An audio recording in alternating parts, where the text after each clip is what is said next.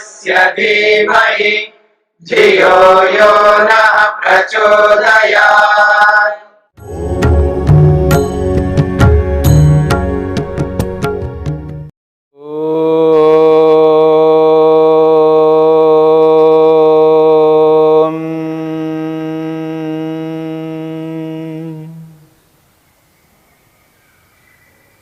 साधन पाद के 34वें सूत्र को लेकर के हम विचार कर रहे हैं। वितर्काः हिंसादयः कृतकारित अनुमोदिताः लोभ क्रोध मोह पूर्वकाः मृदु मध्य अधिमात्राः दुःख अज्ञान अनंत फलाः इति प्रतिपक्ष भावनम। महर्षि पतंजलि कहते हैं ये जो वितर्क है किस रूप में है? हिंसा के रूप में। ये वितर्क हिंसा के रूप में है और आदयः से असत्य पूर्वक है, चोरी पूर्वक है, विविचार पूर्वक है, अस्तेय पूर्वक है। ऐसे न जाने कितने प्रकार के ये वितर्क है।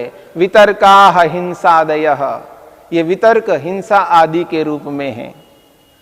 और ये वितर्क जो है कृत के रूप में स्वयं के द्वारा किए जाते हैं और दूसरों के द्वारा कराए जाते हैं, अथवा दूसरों ने जो किया है उनका अनुमोदन करके वितर्क के कारण बन जाते हैं, यानी अशुद्ध के कारण बनते हैं, पाप के भागी बनते हैं। स्वयं करने से पाप लगता है, दूसरे से कराने से भी पाप लगता है, और जो दूसरे ने किया है उसका अनुमोदन करने पर भी पाप लगता है, यानी पाप कर्म बनता है।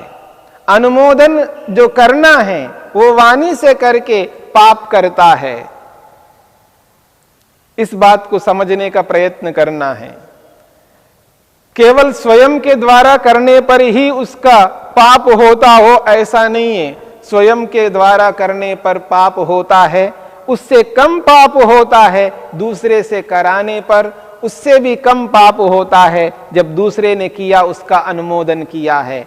परंतु पाप कर्म तो हमारा बनना निश्चित है, चाहे स्वयं करो या दूसरे से कराना हो या अनुमोदन करना हो, किसी ना किसी रूप में वो पापी अवश्य बनता है। इसलिए इसके लिए कहा कृत कारित अनुमोदित। फिर वो जो कृत कारित अनुमोदित है उनके पीछे कोई ना कोई कारण रहता है जिस कारण से प्रेरित होकर के वो हिंसा आदि दोष कर लेता है। वो कारण है लोभ से युक्त होकर के करना, और क्रोध से युक्त होकर के करना, या मोह से युक्त होकर के करना। इस प्रकार से लोभ क्रोध मोह पूर्वक हिंसा करना। और जो लोभ से युक्त होकर के हिंसा हो रही है वो किस स्तर की हिंसा है, उसके 3 स्तर बताए हैं। मृदु स्तर, मध्य स्तर और अधिमात्र स्तर, यानी तीव्र।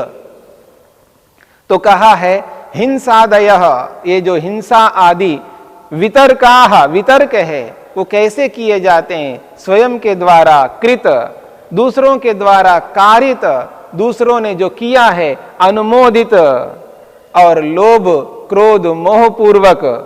और उसके साथ कहा है मृदु मध्य और अधिमात्र।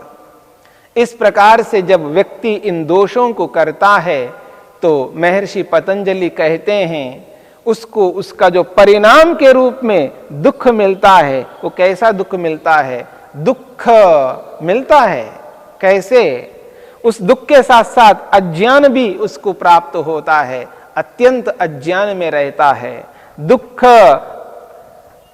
दुख अज्ञान अनंत फलाह, अनंत दुख और अनंत अज्ञान उसको प्राप्त होता है, उसका परिणाम निकलता है, उसको अत्यंत दुख प्राप्त होता है और अत्यंत घनघोर अज्ञानता में मूढ़ता में पड़ा रहता है।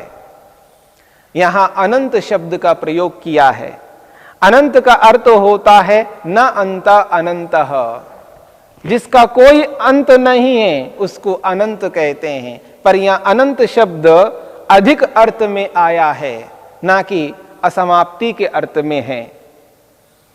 अनंत का अर्थ है अत्यधिक, अत्यधिक अर्थ में आया है, यानी बहुत अधिक उसको दुख मिलेगा, बहुत अधिक अज्ञानता में रहेगा, मूढ़ता में रहेगा।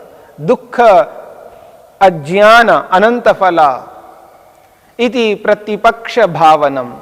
जब व्यक्ति इस प्रकार विचार करता है, ऐसी भावना करता है, यदि मैंने हिंसा की है और ये हिंसा 81 प्रकार की है, इस 81 प्रकार की हिंसा से मेरे को अत्यधिक दुख मिलेगा, एक प्रकार से मानो न समाप्त होने वाला दुख मिलेगा और अज्ञानता में रहना पड़ेगा, और न समाप्त होने वाली अज्ञानता है, ऐसी अज्ञानता में, ऐसे दुख सागर में मैं नहीं रहना चाहता हूं।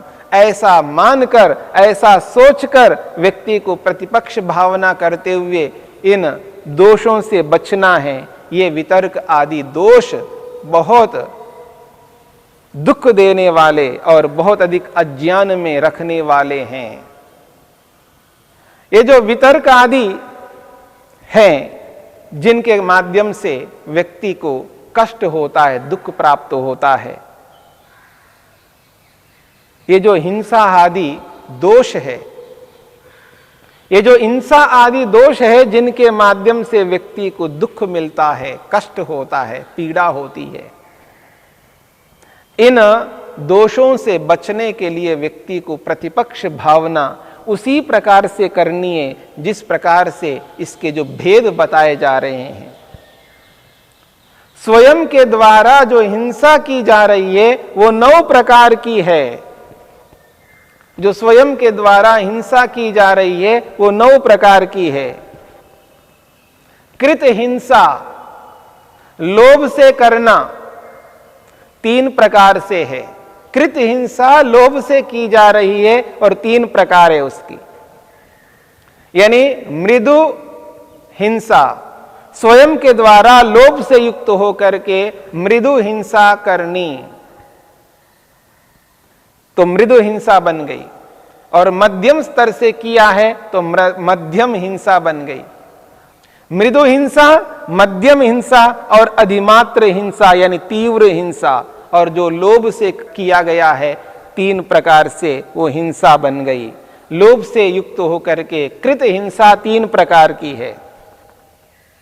कृत हिंसा क्रोध पूर्वक की जाती है, वो भी 3 प्रकार की।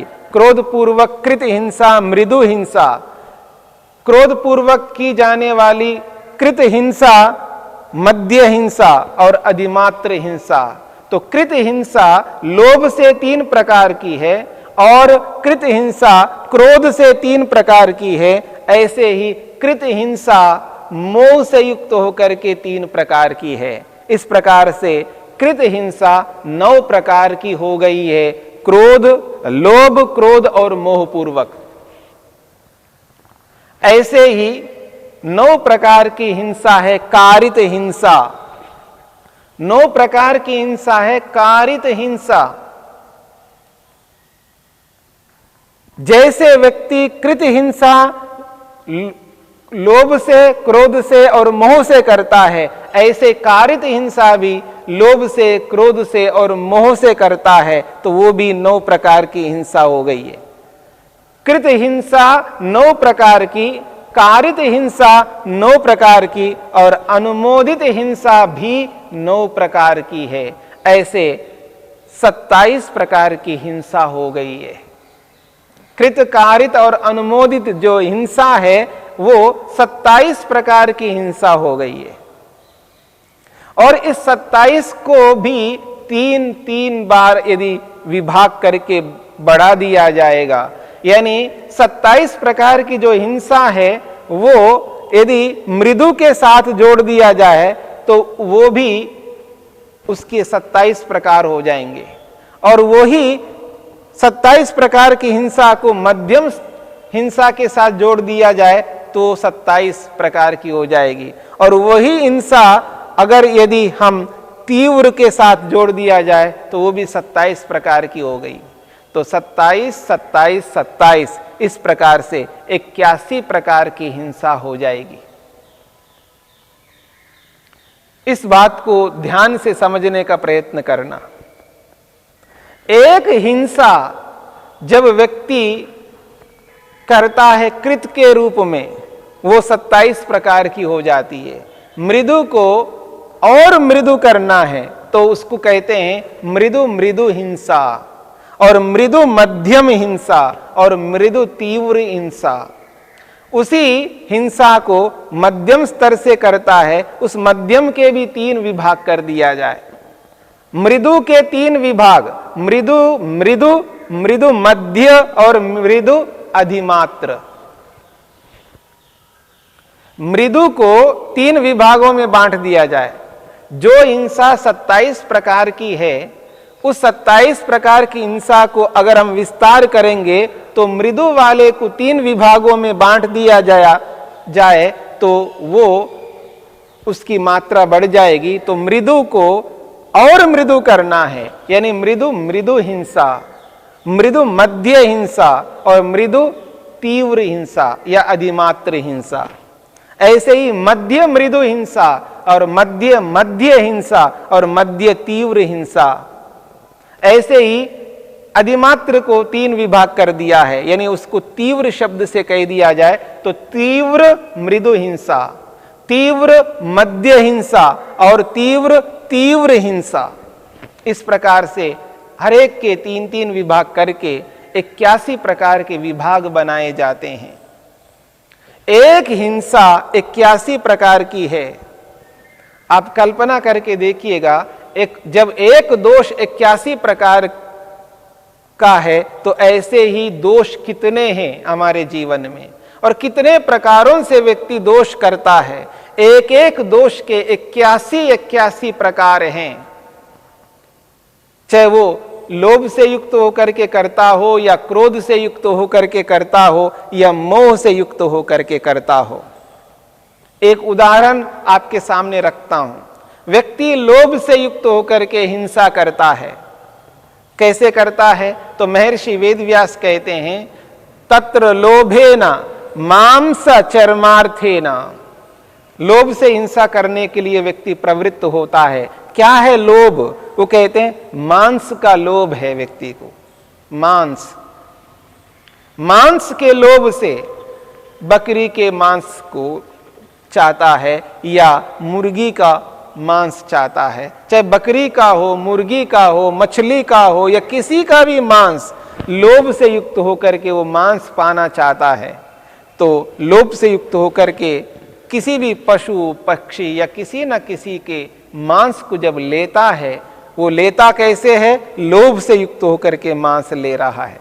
अथवा लोभ से युक्त होकर के वो चर्म लेता है, यानी हिंसा इसलिए कर रहा है, लोभ से युक्त होकर के हिंसा कर रहा है। उसको चर्म चाहिए, यानी चमड़ी। किसी भी पशु की जो चमड़ी है उसको चाहिए। चमड़ी के लोभ से वो हिंसा कर रहा है। लोभ एक प्रकार का नहीं है, याद रखना। लोभ भी अनेक प्रकार का है। मांस का लोभ है, चमड़ी चर्म का लोभ है, पैसा का लोभ है, और जमीन का लोभ है, मकान का लोभ है, नौकरी का लोभ है। न जाने कितने पदार्थ हैं, उतने प्रकार के लोभ है। तो 81 ये जो प्रकार हैं तो कितने बन जाएंगे, आप ध्यान रखिएगा। दुनिया में 1-2 और दर्जनों पदार्थ नहीं है, दर्जनों वस्तुएं नहीं है, सैकड़ों भी नहीं है, हजारों भी नहीं है, लाखों भी नहीं है, करोड़ों भी नहीं है। हम गणना नहीं कर सकते, इतनी वस्तुएं हैं। और इतनी वस्तुओं से संबंधित जो लोभ है तो समझ लीजिएगा कितने प्रकार का लोभ है। धन का लोभ अलग, मकान का लोभ अलग, सोना चांदी का लोभ अलग, नौकरी का लोभ अलग, पता नहीं कितने प्रकार है लोभ के। इतनी हिंसा व्यक्ति करता है, लोभ से युक्त होकर के नाना प्रकार की हिंसा व्यक्ति करता है। और उनको अगर हम गणना करके देखें तो असंख्य हिंसा बन जाती है। और दुनिया में असंख्य प्राणी हैं जिन प्राणियों को हम गणना नहीं कर सकते। असंख्य प्राणी हैं और असंख्य प्राणियों से संबंधित असंख्य प्रकार की हिंसा बन जाती है। व्यक्ति का जो सोच है, व्यक्ति के जो विचार है, व्यक्ति के मन के अंदर जो निर्णय हो रहा है, हिंसा करने का जो निर्णय है, वो अत्यंत घिनौना निर्णय है। न जाने किस किस प्राणी की हिंसा करने के लिए मन में निर्णय करता है, किस किस प्राणी को दुख देने की चेष्टा करता है व्यक्ति। कितनी प्रकार की हिंसा व्यक्ति मानसिक रूप से करता जा रहा है, इसकी कोई कल्पना नहीं कर सकते।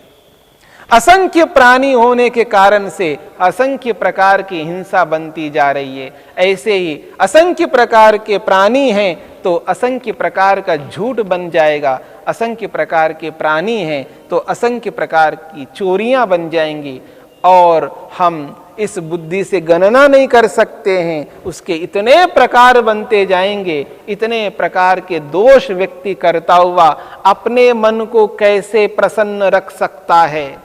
इतनी हिंसा करने वाला व्यक्ति अपने मन को प्रसन्न इसलिए नहीं कर पा रहा है, यूं कहिए वो व्यक्ति इस प्रकार के दोषों को करता हुआ अपने मन को एकाग्र नहीं कर पा रहा है।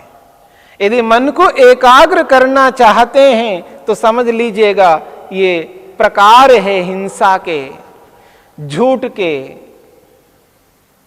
चोरी के, व्यभिचार के और परिग्रह के, अशुद्धि के, असंतोष के, न जाने बहुत सारे प्रकार हैं। इन समस्त प्रकारों को समझ करके बौद्धिक स्तर पर शास्त्रों के माध्यम से, गुरुजनों के संगति से और सत्संग आदि के माध्यम से हम अपने दोषों को पकड़ें, समझें और इन समस्त वितर्कों को मन से हटा करके उत्तम पवित्र भावना करना है।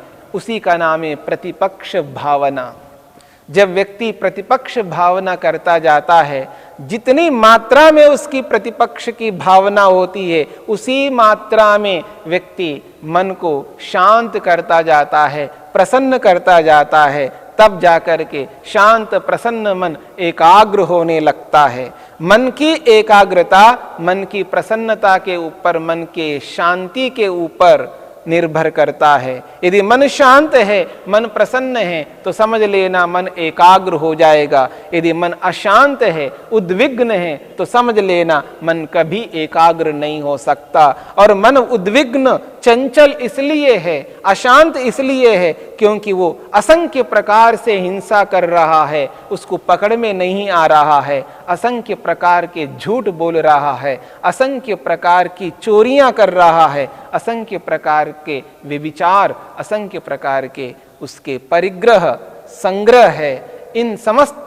दोषों को समझते हुए, जानते हुए, इन वितर्कों को सामने रख करके विचार करना है। इतने सारे वितर्कों के कारण से मेरे को जो दुख मिल रहा है, ये बहुत अधिक दुख मिल रहा है और अधिक दुख मिलेगा और अधिक अज्ञानता से ग्रस्त हो जाऊंगा। दुख अज्ञान अनंत फलाह इति प्रतिपक्ष भावनम। इस प्रकार की भावना करके इन दोषों से बच करके हिंसा आदि दोष हमसे हट जाए, न स्वयं करें और न दूसरों से कराए, न दूसरों ने जब किया है तो न अनुमोदन करे, न अनुमोदन करना, न कराना, न स्वयं करना। तब जाकर के हम इन दोषों से बचेंगे और अपने मन को ईश्वर में एकाग्र करके अपने लक्ष्य को पालेंगे। इन वितर्कों को हटाने के लिए प्रतिपक्ष भावना निश्चित रूप से हमारे लिए लक्ष्य तक पहुंचाने वाली है। इस बात को समझ करके,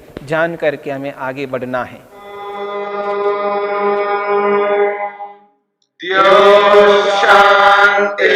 शांतिरंतरिक्षं शांति पृथिवी शांतिरापः शांतिरोषधयः शांति वनस्पतयः शांतिर्विश्वे देवाः शांतिर्ब्रह्म शांति सर्वं शांति शांतिरेव शांति शामा शांतिरेधि। ओम शांति शांति शांति।